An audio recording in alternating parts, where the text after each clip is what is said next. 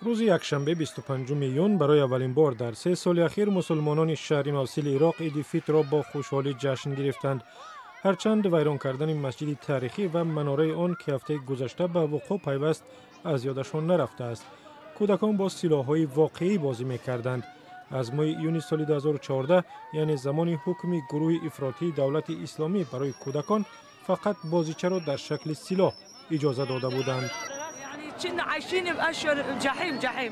خدا را شکر در گذشته ما در دوزخ زندگی داشتیم. میدونید دویش در زنجیلی چیکار کرد؟ ما نه آب داشتیم و نه غذا. خیلی دشوار بود. خدا را شکر که به این روز رسیدیم.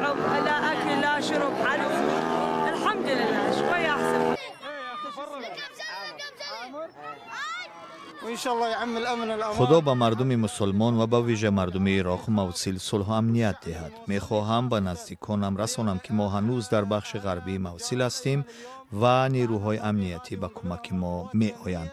امید داریم که در چند روز آینده شهر پر آزاد می شود. قسمت شرقی موصل یک ماه پیش آزاد شد، ولی در ساحل رود دجله و مرکز شهر قدیمی جنگ‌ها ادامه دارند.